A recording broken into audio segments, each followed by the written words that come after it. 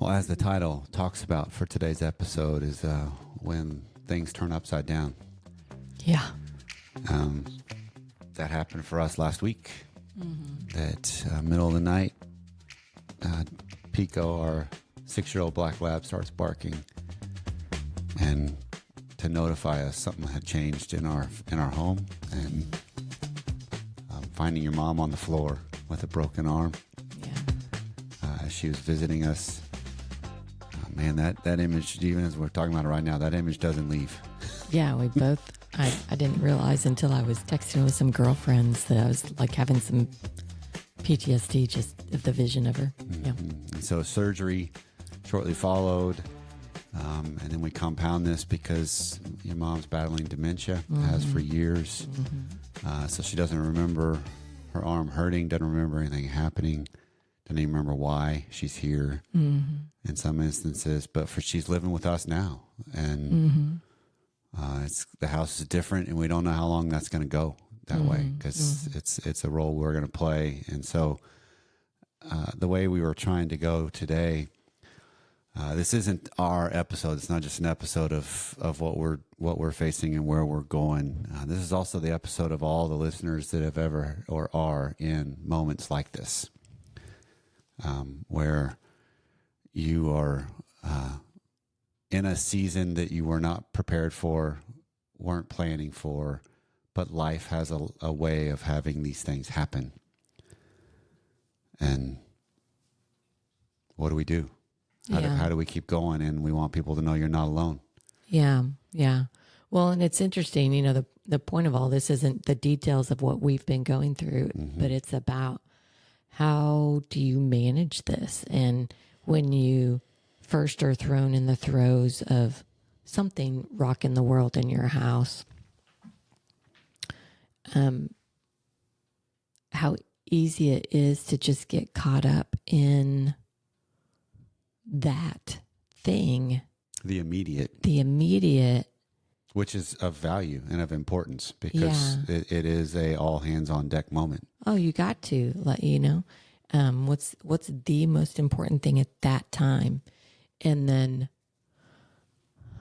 figuring out as you got 24, 48 hours, chaos, whatever, and then you start to fade into, okay, what's the future hold? What spans out? And you're thinking through things, and at some point everything else has to find its balance. And how am I still acknowledging that I have a marriage to be a part of still? And I have a work to still be a part of. And how do we make this work? And how am I, did I forget how to be a wife all of a sudden? Right. Right. And to be intentional and look for things. And this, to me, I'm thinking this is a lesson on intentionality. Yeah. Nobody warned you about when life turns upside down, and you still you have to be a person, right? Not just a caregiver or daughter, but you got to be your own person too. Yeah, I think of this as this. It's interesting you're describing it this way, Pam. I think of this as a lesson in collaboration. For sure. Right, because it's what does the situation require, but also who am I in the midst of my collaborating? Because obviously there's things like this that everything reorganizes around the immediate. Yeah. Because it's a necessity. Yeah. And it is absolutely vital. But then you get caught in as the normal starts to reestablish of whatever that normal then looks like. Because these seasons usually aren't short.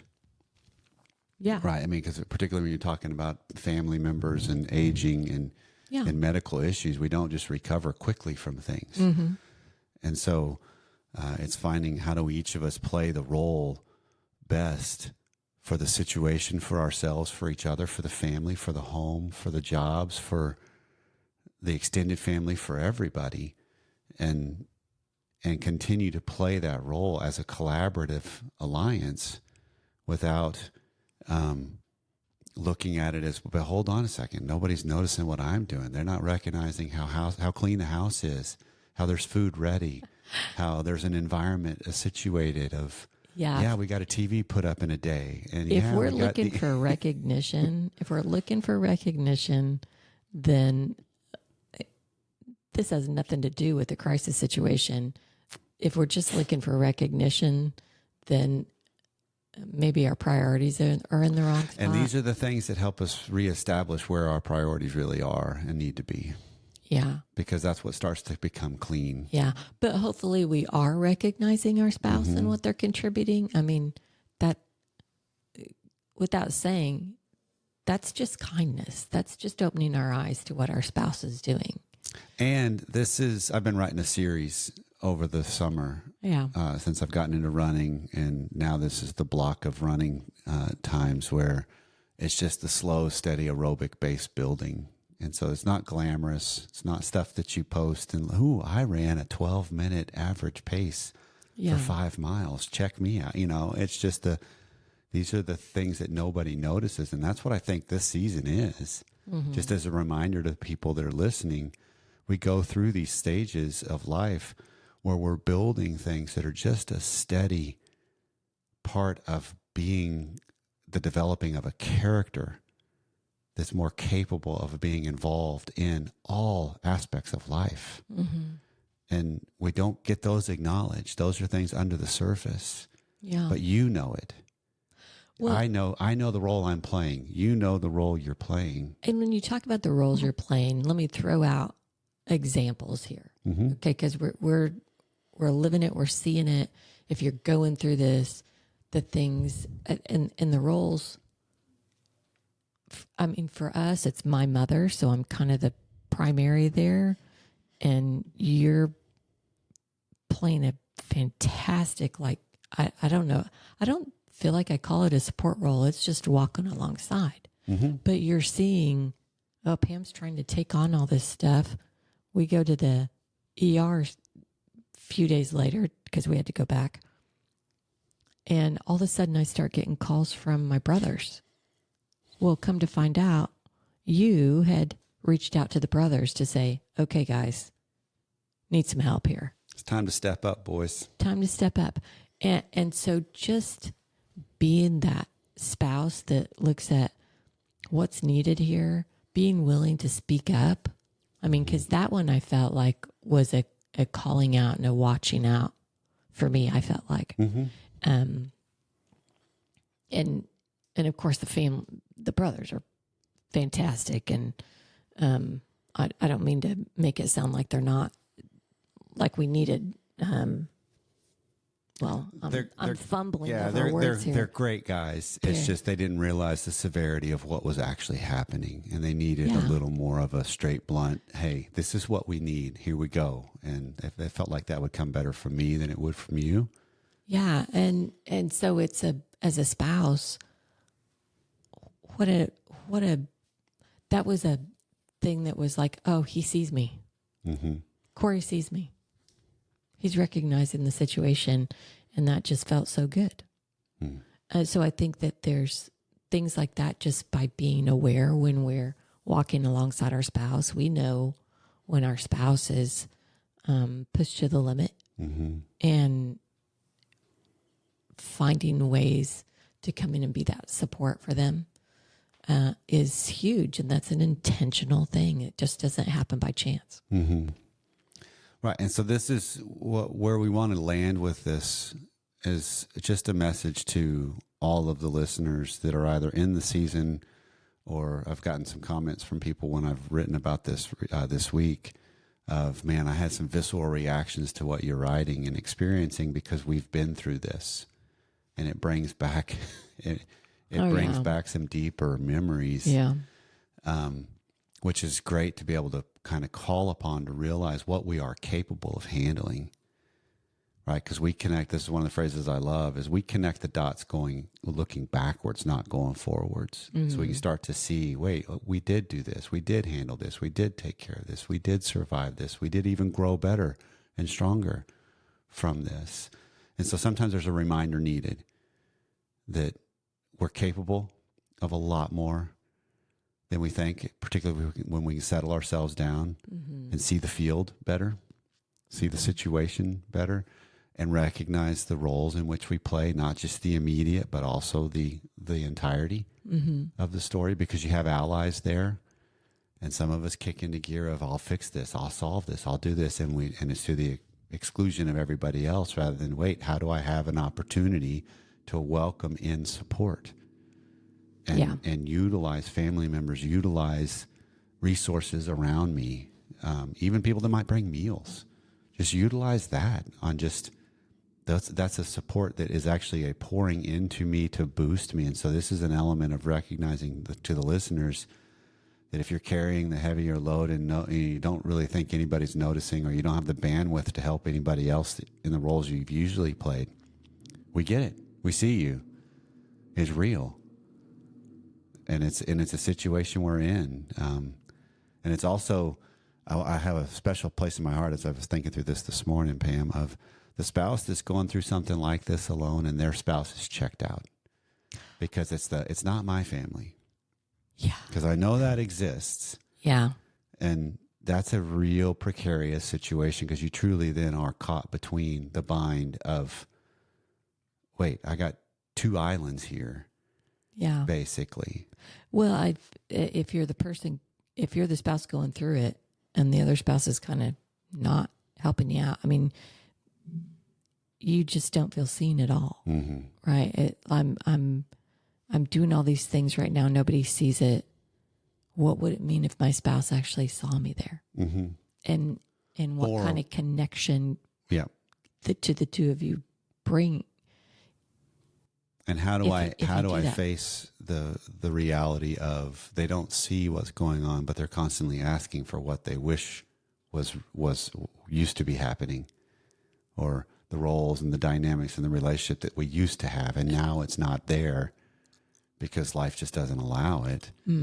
But yet they're hanging on to and adding to the layers, and that's the reality of what systems do. And so, unfortunately, that doesn't mean anything's wrong or broken. It's just what happens.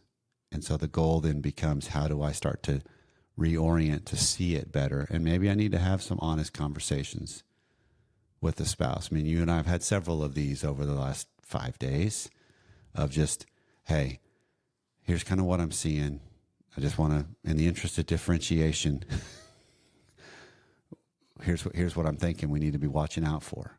Yeah. Right. And it's a little more blunt, but it's also a way I think both of us are trying to collaborate through this for each other and for the situation. Yeah. Because there's going to be a cost to this, and we just don't want it to be too high on us personally, maritally, familially, and for sure not to your mom. Right. So it's this element of, how do we roll through this to realize there's multiple dynamics everybody's playing, and each role matters. Is there a hardest part of this so far that like you haven't said out loud yet for you? The hardest part, as I look for this, there's two things that come to my mind with this. One is it's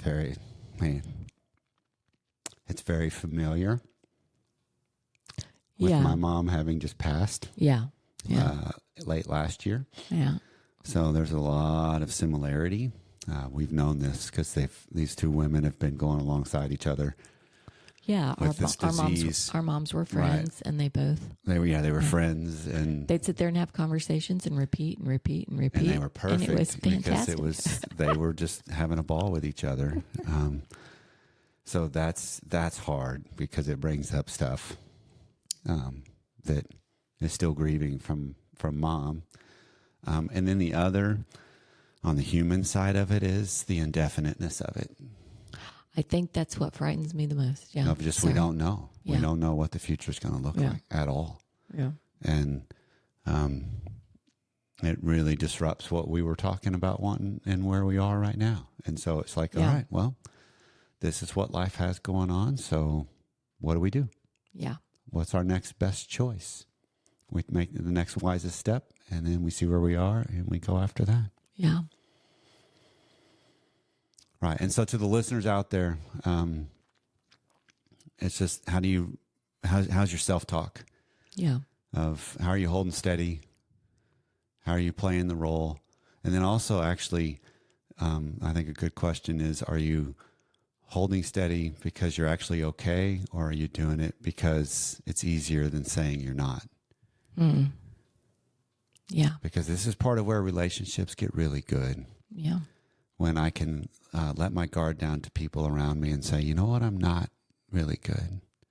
I got a chance to do that Sunday at church because you stayed home. It was Father's Day, so I took Will and we went to services, and you watched from home since Mom's here. And a lot of the people we know there, and so a lot of where's your mom, where's Pam, and so we're talking. Yeah. But then a couple of buddies that I'm in the men's ministry with were, how you doing? And they don't know. Yeah. And so each of one of them, I was like, not well. Yeah. And they're like, to a T, every one of them, what's up?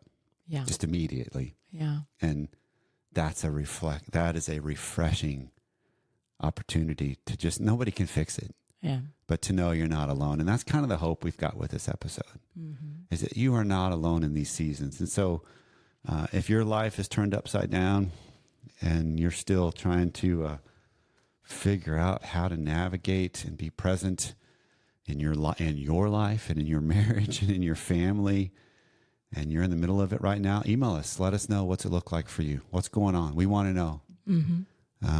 We want to recognize that we go through things together. And if you've gone through this and you see some things that you've learned, we just want to know what's your experience been. Again, this is not about us. This is about us as a nation, the SMR nation. Yeah. Because this is part of the seasons of life. It's not glamorous, but man, they're so deep and meaningfully impactful. So email us at feedback@sexymarriageradio.com, because we'd love to hear, where are you?